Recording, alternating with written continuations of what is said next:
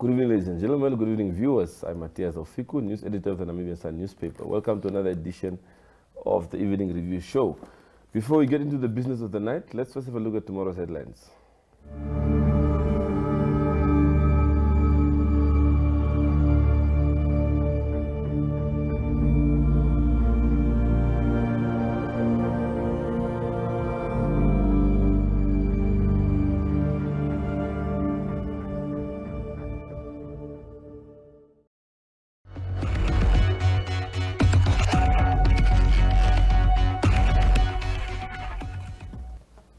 Well, quite an exciting edition waiting for our dear readers tomorrow. In the studio tonight we have Mr. Joseph Kauandenge, the Secretary General of the Nudo Party, also the coalition convener at the City of Windhoek's coalition. Welcome, sir. Thank you very much. Thank you very much for coming in such a quick notice. Of course, there's been a lot happening leading up to the elections next week, the city council elections. Can you perhaps just tell us, what is the coalition like? What's happening? We are reading a lot in the media about the build-up to the elections. We don't know the fights, if they exist or they're just perceived. What is happening at the moment in the coalition?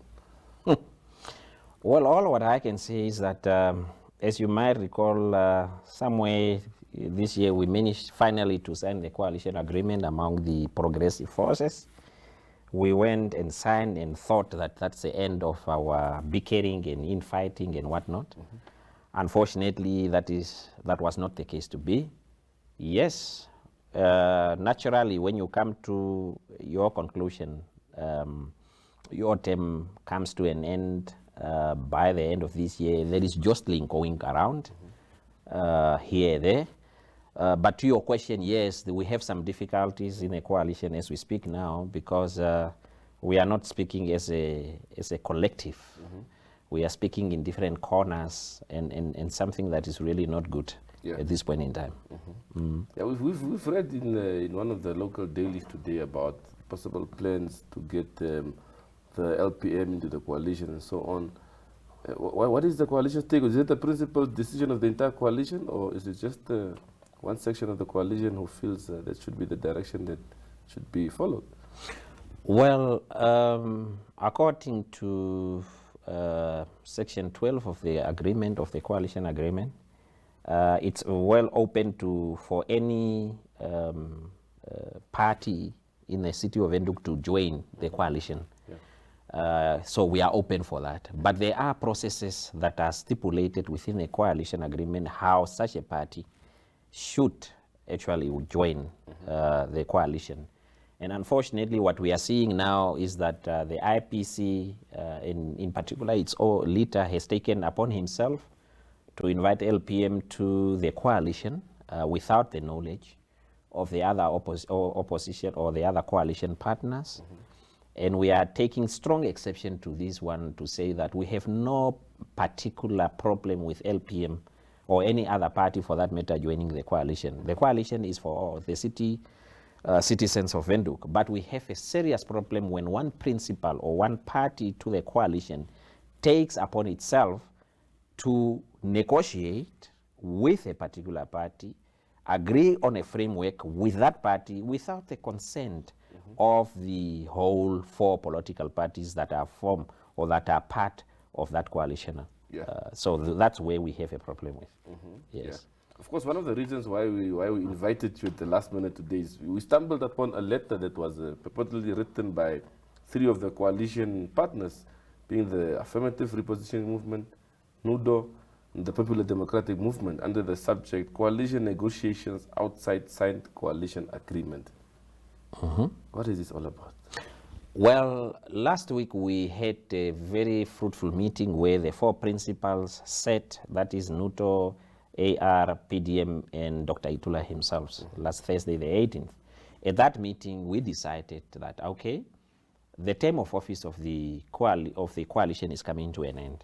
We know that in the coalition agreement, we had a clause that says these positions, especially the three positions, will be rotated. The mayor, the deputy, and the chairperson of the management committee will be rotated every year. So at that meeting, we said, okay, let's go back to our respective political parties, consult with our respective political parties whether we want to continue still on that understanding that this position needs to be rotated, or whether we want to change here or there. So we set a meeting for the 29th of this month, with next week, Monday, for the coalition partners to come back in a meeting and say, no, we consulted and this is our position going forward. But while we are waiting for that meeting to come to take place, we saw a letter written by RPC Secretary General to us as coalition partners, saying that the IPC have decided at their meeting that they are not going to support the renewal of the mayor position, the current mayor not to continue in that position. And also, the same letter said that the councillors will be, they are free to, to support whoever they want to support come the election. We took two strong exceptions to those two aspects. One is that there was no need for such a letter to circulate in the social media yesterday, because we are still in negotiation. We were waiting for the 29th to come and sit on a table as we agreed. Two, you cannot have a coalition, and while you have a coalition with a binding agreement that should guide what the coalition partners must do, you are saying councillors must come there in a chamber and decide for themselves what are they going to do, or who are they going to support in whatever position. So those are contradictory. And because of that, the three political parties leaders felt the need to write to Dr. Itula to say, what you are doing is outside the scope of our agreement. It's outside the scope of what we agreed upon on last week, that we must desist from going to the media, and we must handle this in-house first before we can come and say collectively, this is what we have decided. Yeah.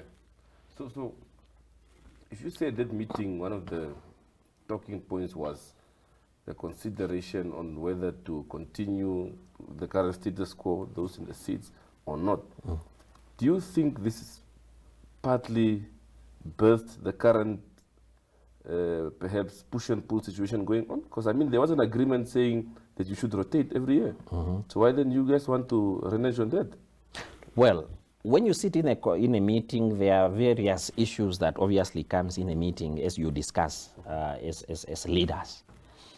Among those issues was the consideration whether can we or can we not, because there are considerations that you obviously have to consider. Even if the agreement says that it will be rotational, there was a question on the table to say, but how is it really necessary to rotate now? Why can we not tap on the experience of those that are in the positions now and maybe extend them for a year before we rotate? Because it doesn't help 1 year for a mayor or anybody to do anything. The first 6 months you are still running the ropes.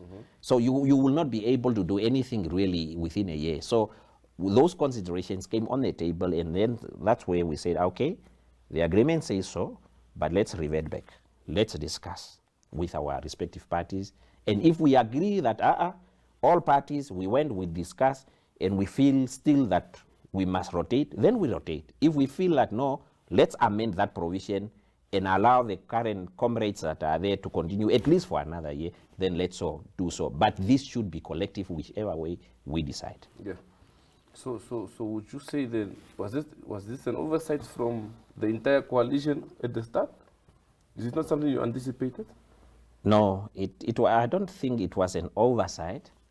I think the nature of coalitions are that you sign an agreement, but then somehow along the road, and the agreement is as well make provision for alterations if need be. And that is the clause that we wanted to revoke to see whether we can continue on that path or whether we have to change way. Yeah. In this letter authored by the three parties, yes, the three of you bring out the issue and outrightly accuse Dr. Itula of harboring dictatorial tendencies. No, Dr. Itula is he so powerful that he takes on an entire coalition on his own? No, he's not that powerful. My only perspective on that issue is that he is not too powerful, because if he was too powerful for the coalition partners, we could have been in total disarray as we are speaking now. Are you not? No, we are not. And thanks to the other leaders that managed to contain some of Dr. Itula's antics. Unfortunately, Dr. Itula tendencies brought us on dictatorial tendencies. And I have to quantify this by saying that if you are part of the collective and you go outside the collective to decide on your own as IPC to say, this is what we are going to do, this is our demands, coupled with Dr. Itula's antics of restraining his councillors at the City of Windhoek without consulting their coalition partners. And those things are what we are saying. Unfortunately, we see a pattern of dictatorship within Dr. Itula. Mr. Kauandenge, surely the public would also like to know, what is the way forward? Is there still a way to salvage this coalition? Well, first and foremost, it's upon all of us as political parties that are party to the coalition to ask ourselves, why are we in the coalition in the first instance? Is it for our own, to stroke our own egos, or is it for the inhabitants of the City of Windhoek? If the answer is for the inhabitants of the City of Windhoek, we must put aside our egos, our personal interests, and our whatever we have, and move towards working towards a common objective. But that is a challenge at our doorstep now as leaders, whether we will overcome this come Monday when we sit in that meeting and look one another in the face to say, colleagues, let's put this aside for the interest of the City of Windhoek and the residents. Let's go this road. It's a challenge, and I cannot unfortunately answer that question for you now, whether we will be able to manage to contain the situation come Monday the 29th. So the Monday meeting is still on? As far as we are concerned, the Monday meeting is still on. For the three of us as coalition partners or the parties that wrote that letter, we will sit, we will wait for Dr. Itula to come. He turns up or he doesn't turn up, it's really up to him, but we will sit and have that meeting on Monday.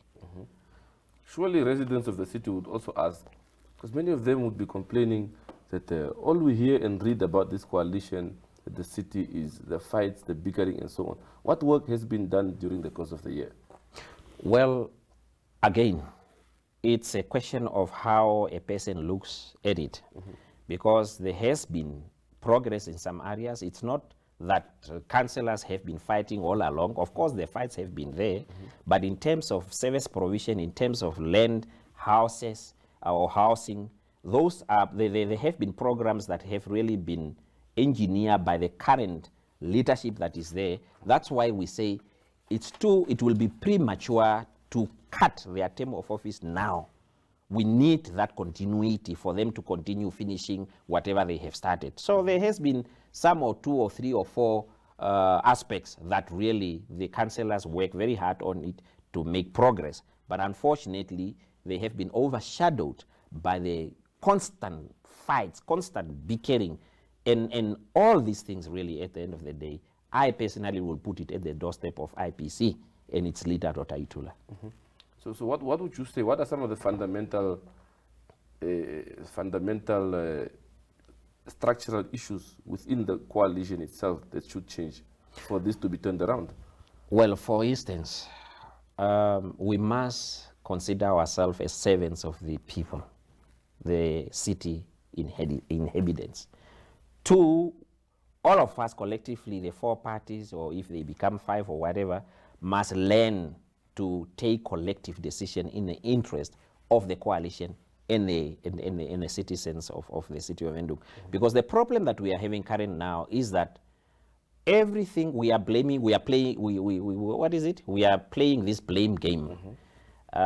Always, it is the mayor that is wrong, it is whoever that is wrong, but collectively we don't take ownership of the failures and successes of this coalition. And I beg to differ and really wonder, what will we say as opposition parties come 2024 when we go back again to the populace to ask for votes for National Assembly election or whatever election it might be? Residents will come back and say, oh, even in 2025, They will come and say, but we give you the chance as oppositions to lead the city of Windhoek. You fail miserably because instead of leading, you were fighting one another over non-issues, pettiness, and petty issues. So we really have to change our mindset as leaders within a coalition and start thinking outside the box and start thinking about the inhabitants of the city of Windhoek and leave this egoism aside. So what do you blame, especially if we have to use the city council as a reference point? Of course, over the years, opposition parties have struggled to get a stronghold in certain areas. At least now you have the city. But now there are these issues. What do you blame that to? Is it a lack of experience? Is it because of the egoism we're talking about? What would you say is the problem? Well, for me, it's a lack of experience. Unfortunately, when you are a professor of whatever kind or a doctor of whatever kind, that does not translate in you being a good leader. For you to be a good leader, you need experience. You need to be exposed to the system. You have have been somewhere in leadership position. Yeah. And unfortunately, this is what I can attribute the current impasse in the city of Windhoek, because we have some of our people that are there that really lacks experience to say, man, if it is like this, let me approach it maybe from another perspective. And the other thing is the egoism that is also there. It's killing the coalition, because there are some that think they are better than anybody else. They know everything. They cannot be told. They cannot be corrected. And that is a recipe for disaster, as far as I'm concerned. Yeah. Leaders must be in a position to say, yes, this is my opinion, this is my stand, but I'm prepared to move close to the middle point for me to meet the other person halfway for the interest of the coalition and the interest of the citizens or the inhabitants of the city of Windhoek. And this is where we are lacking, as far as I'm concerned. And really, if we are to go forward as a coalition, we need to address these issues heads on. And we have tried in our meetings to do so. We have been in some meetings very frank with one another to say, but Mr. here and here you are wrong. You agree here in the meeting, but when the person go outside there, it's something else. Yes. If you had to look at the residents, if you had to address them now, what would you say, would you rate the service delivered in the city the past year out of 10? 10 being the best. Well, I think really we could have done much better. You must remember that I was a city councillor at the city of Windhoek. So I know the structural setup of the city of Windhoek, because for the last five years I was a city councillor at that city. The way the system is programmed at the city of Windhoek, you cannot come in the city of Windhoek for a year and change anything, because unfortunately, perceived as a perceived outside, councillors don't really have that much power. The power in the city of Windhoek lies still with the strategic executive, the management. They are the ones that are putting the agenda for the city of Windhoek. They are the ones that are bringing the agenda on the table as to what needs to be done, when and how and how. So the councillors, because they are part-time councillor, they are not executive councillor or permanent councillor, don't really have much authority, to say the least. But that little authority that they have, and to your question, is that at a scale of 10, we must be at 6, really. The current councillors' contribution or council contribution to the city of Windhoek. And it could have been much, much bigger or better should we not have had this infight among ourselves. Mr. Kauandenge, thank you very much for your time. Thank you. All the best. Thank you. Thank you. Hi, I'm Glenda Bosch from Greenville Properties. I'm going to be showing you all my favorite hotspots in Windhoek, starting with coffee shops today. Seattle Coffee Shop at the Grove Mall. Let's go inside.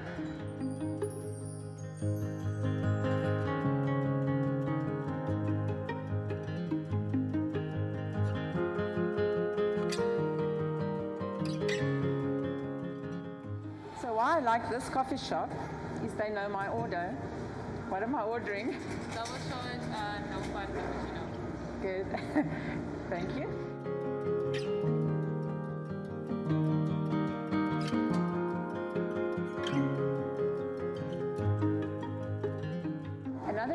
I love Seattle coffee shop is Isak. He makes the most amazing art on my cappuccino. So I asked him how he does it, and he says the baristas all get training from, there's a lead barista that does the training, gets training in South Africa, and the lead barista comes and trains the other baristas. But not all of them do such special art on the coffees. So the secret is a little bit of talent, a little bit of extra effort, and a lot of practice. Thanks, Isak, for our beautiful cappuccino.